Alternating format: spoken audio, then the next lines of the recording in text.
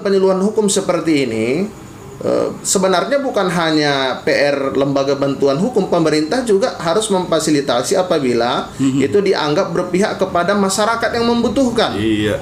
Ya, harus membackup hal-hal yang berkaitan dengan hal-hal yang positif, apalagi tentang penyuluhan hukum secara online. Menyebarkan penyuluhan hukum kami melalui jenis saluran yang tersedia, itu bagaimana kira-kira tanggapan dari teman media? Oke, terima kasih Bang Penjahitan. Penyiaran melalui media sosial di masyarakat kan gitu. Kami cukup mendukung pencerahan di masyarakat melalui media sosial.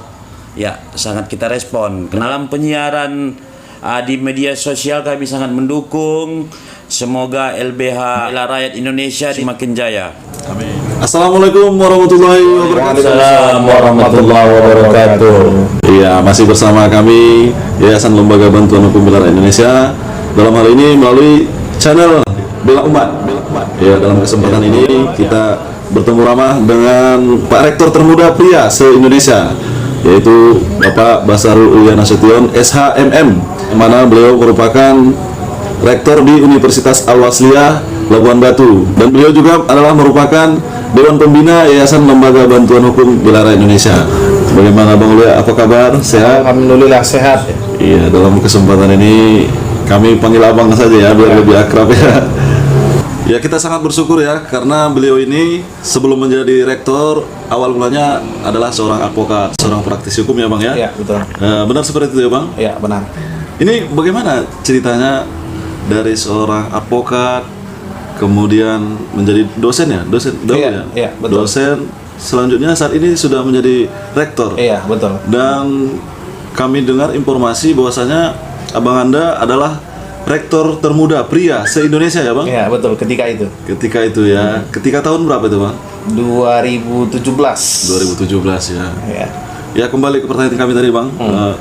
Itu bagaimana prosesnya dari seorang advokat kemudian menjadi dosen, selanjutnya saat ini rektor Universitas Al-Wasliyah Labuan Batu Iya, ya? iya. Ya, bisa berbagi pengalaman Bang? Iya. Dengan kita? Iya. Baik, jadi ketika saya masih kuliah di strata 1 di Fakultas Hukum, saya memang cukup tertarik dengan dunia advokat ya. Karena pasti bersinggungan dengan penegakan hukum ya. Dengan penegakan hukum. Nah, jadi setelah tamat dari strata 1, saya bertekad untuk menjadi seorang lawyer ya, advokat. Ketika itu saya juga dulu sempat magang di beberapa lembaga bantuan hukum milik senior-senior gitu ya. Nah, jadi saya putuskan untuk ikut di dunia advokat. Dunia advokat itu adalah officium nobile. Officium nobile ini adalah profesi yang cukup mulia. Di dunia advokat ini, kalau sama saya ini, saya menganggap ini dapat menjadi dakwah dan ladang amal bagi kita apabila kita menerapkannya sesuai dengan tempatnya, menolong mereka yang membutuhkan, menolong mereka yang teraniaya. Wah, ini sungguh tidak terhitung ya, sungguh tidak terhitung pahalanya. Kenapa? Karena menolong orang-orang yang dijolimi. Nah, itu dia.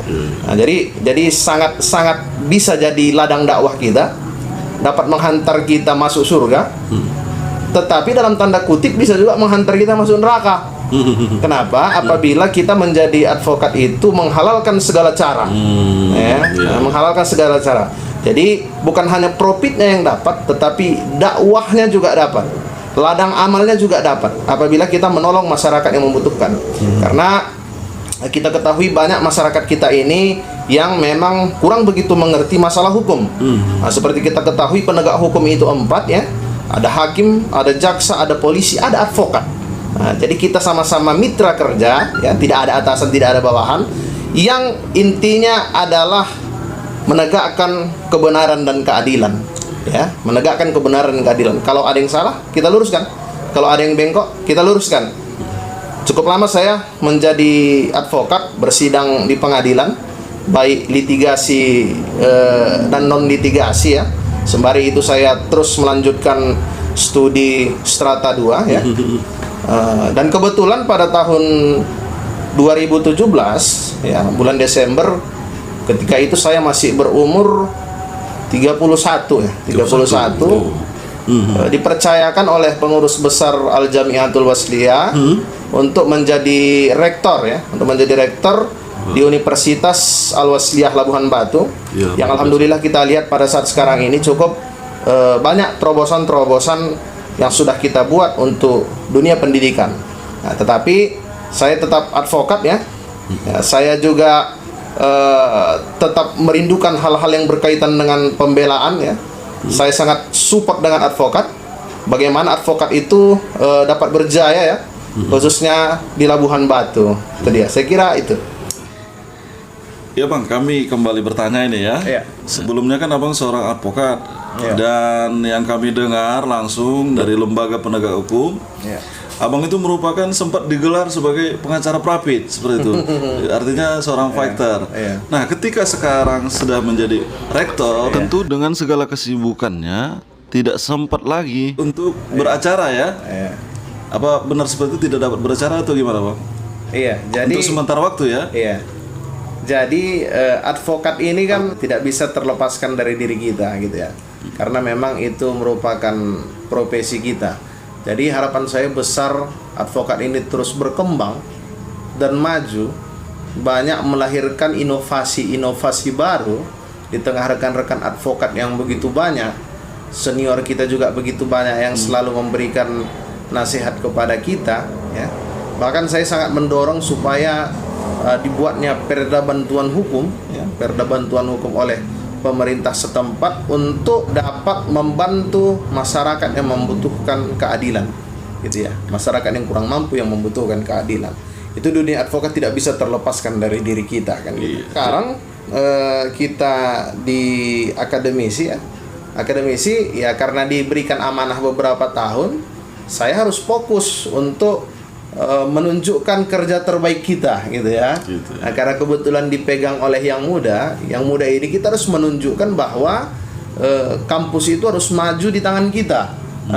Saya tidak mau mencoreng reputasi para pemuda-pemuda yang seangkatan saya, yang seumur dengan saya, tapi saya ingin memberikan prestasi yang begitu besar sehingga masyarakat menganggap tidak salah telah mengamanahkan hal-hal yang besar kepada para pemuda yang masih muda ya. Ini mungkin dapat menjadi pemicu bagi mereka. Jadi untuk saat ini saya harus lebih fokus mengurus masalah kampus untuk beberapa tahun ya. Tetapi di hati saya pasti tetap di dunia advokat gitu ya. Memang saya dari dulu sangat tidak suka dengan hal-hal yang berkaitan dengan penzoliman dalam tanda kutip. Saya mengatakan penzoliman ya. Jadi akan saya bela semampu saya. Apabila masyarakat tersebut tidak mampu, yang tidak mengerti hukum, akan saya bela semampu saya dari jalur peradilan sesuai dengan kompetensinya, sesuai dengan aturannya kepada masyarakat yang membutuhkan untuk itu. Jadi untuk saat ini saya memang masih memfokuskan diri untuk menyelesaikan periodisasi saya sebagai rektor dan menyelesaikan amanah program kerja yang sudah diamanatkan kepada saya. Makanya saya fokus dulu untuk direktor, kemudian nanti setelah habis periodisasi baru saya akan kembali bercangkrama dengan teman-teman di advokat dan kembali melakukan pembelaan kepada masyarakat yang membutuhkan. Saya kira seperti itu. Oh gitu ya. Jadi di saat Abang saat ini menerima amanah menjadi seorang rektor ya. Di saat yang bersamaan ketika Abang melihat kejoliman sebagaimana yang Abang sebutkan tadi, itu bagaimana sikap dan perasaan Abang? Melihat itu. Wah, jadi kalau ada melihat kezoliman, penindasan, saya sangat marah gitu ya. Dan saya sangat kecewa dan saya tidak segan untuk langsung mengingatkan para pihak yang kita duga itu melakukan kezoliman terhadap masyarakat yang kecil ya. Jadi akan saya support. Kalau ada saya melihat seperti itu, saya akan mengeluarkan statement-statement yang cukup bijaksana ya, yang cukup membangun, yang berdasarkan asas keseimbangan dan senantiasa mengacu kepada asas kebenaran dan keadilan. Itu dia. Jadi ada LBH kita, kebetulan saya Dewan Pembina di LBH Bela Rakyat Indonesia ya, akan saya support untuk terus melakukan pendampingan terhadap masyarakat kecil yang diduga dilakukan penjoliman oleh oknum-oknum tertentu. Dan saya tidak segan-segan mengeluarkan statement di tengah jabatan saya walaupun sebagai rektor, kalau memang itu sudah fatal kita lihat dengan mata kepala kita tersendiri, sudah terjadi penjoliman kepada masyarakat-masyarakat yang membutuhkan keadilan. Saya kira seperti itu. Terkait Bang Ipul, ada kira-kira yang perlu ditanyakan kepada Pak Rektor maupun Pak Rektor ada di hadapan kita? Pertanyaan kami sama Pak Rektor hanya simpel aja. Kami ingin bertanya, ada nggak kepuasan batin yang Bapak rasakan dulu menjadi advokat dan sekarang menjadi rektor? Kira-kira kepuasan batin ini berimbang nggak antara advokat dulu sama ini? Iya. Sama rektor sekarang, Pak? Iya. Sama-sama membutuhkan skill dan keterampilan. Sama-sama membutuhkan strategi, sama-sama membutuhkan problem solving, ya, pemecahan masalah. Satu kita ketika itu masih dipraktisi, dan pada saat sekarang ini kita di akademisi. Nah, gitu ya. Nah, terkadang kita rindu juga untuk beracara di pengadilan ketika memeriksa saksi, ketika berdebat dengan kawan-kawan jaksa, gitu ya. Ketika dalam tanda kutip ngotot untuk menunjukkan bukti pembenaran untuk klien kita, gitu ya.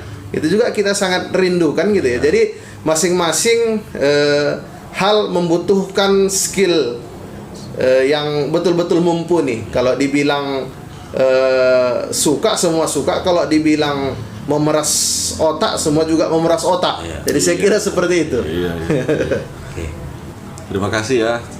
Demikian bincang-bincang kita, temu ramah dengan Pak Rektor dan temu ramah dengan teman media, sahabat pers.